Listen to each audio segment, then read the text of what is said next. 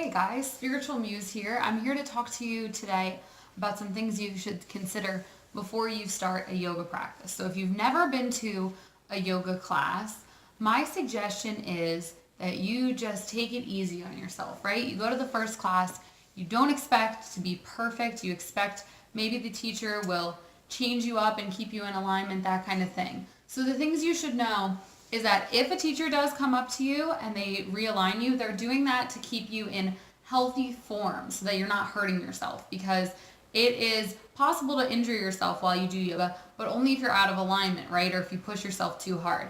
So if a teacher realigns you, just say thank you, or maybe don't speak it out loud, but in your mind, be thankful. Don't be criticizing yourself. That gets me into the next point I want to say about yoga, is that you just want to be gentle with yourself and allow yourself to take time, right? I have been doing yoga for about 10 years on and off and regularly for about a year. And I have to say, I'm not where I thought I would be in my yoga practice in a year. There's still a lot of moves that I can't do. There's only a couple that kind of impress me when I'm doing them. Most of it's just like, all right, I can do downward dog. So, be gentle with yourself. The more you do yoga, the more you'll improve. You should also know that every teacher is different. So if you go to a yoga class and you hate the style, you hate the way it's taught, you just really dislike it, don't let that swear you off of yoga forever. I've heard this happen time and time again. People go to a yoga class, they don't vibrate with the teacher, and they're like, yoga's not for me. Well, that's just that one teacher's interpretation of what yoga is. That doesn't really show you what yoga is as a whole. So maybe you just weren't a fan of that teacher. And if you go to another class, even at the same studio, you might go to another teacher and be like, wow, they get it. They got me so in line with my spirituality. I left that class feeling so peaceful and so wonderful. And that's what yoga should do for you. But, we don't always like everyone, right? And that's okay. You don't have to like everyone. Woo! So it's a really good idea to try classes with different teachers, right? Maybe try a different studio, but before you do, if you have a local studio that's really close to you, don't just stop going to that studio because you don't like a certain teacher or you didn't like one class. Look at the schedule and see when different teachers teach. And if there's a different teacher, try them out and see how that does for you. You might go to one teacher and not like them. You might go to another teacher and think they're fantastic. So that's something too that I think is important, because I know I've been to yoga classes where I wasn't a big fan of a particular teaching style.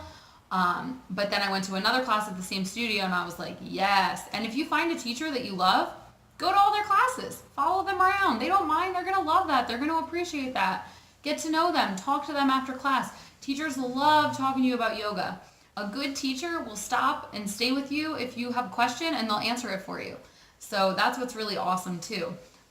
If you feel like the class structure is not for you, you can always opt for private classes too. Ask a teacher that you like and say, do you do private classes? They're going to cost a little more money because you're the only person there and they're devoting their time to that. But it's a way to really get nice one-on-one attention where you're making sure the teacher is giving you their full attention and making sure everything you do is in perfect alignment and that you're getting the poses correct. Because that's really, really important, right? One of the other things I should mention is don't try to push yourself too far, too fast, because it's much more important to be in alignment than to get some kind of crazy pose but be out of alignment, right? So those are just kind of a few of my tips of how to get into a yoga practice. Ask around for people when you're looking for a yoga studio.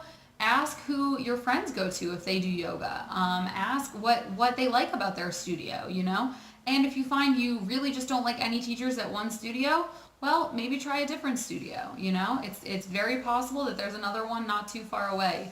Yoga has become pretty much ubiquitous, so you can probably find a yoga studio fairly close to your house. Even where we are, which is not a super urban place, if our studio wasn't here, I could still find another studio 10 or 15 minutes away. So it's really possible that you can find a studio that you like in your general area. I don't have to drive all the way to New York City, an hour and a half away, to find a yoga studio that I like. I'm lucky enough to have my shop in a yoga studio, but there are other yoga studios too around that, I've tried a couple of them, but then this popped in and I love local studios, so here I was just every day doing yoga with them.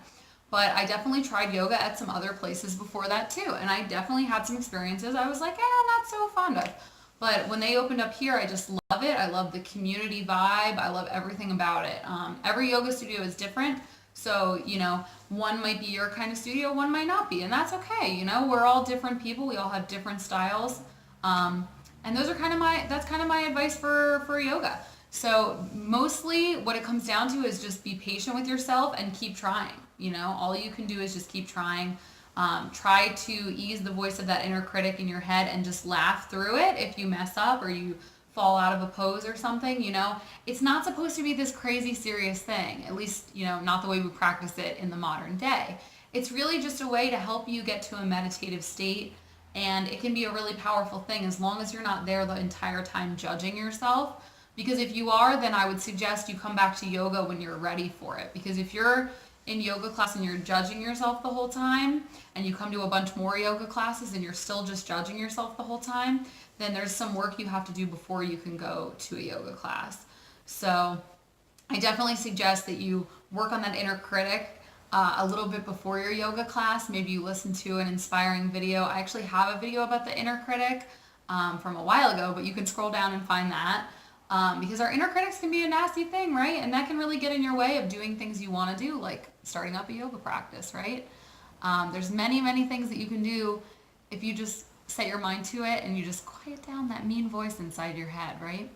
So, all right, well, I hope you guys enjoyed this video, and thank you to the lovely lady who requested it, and I hope you learned something and took something from it. So, namaste.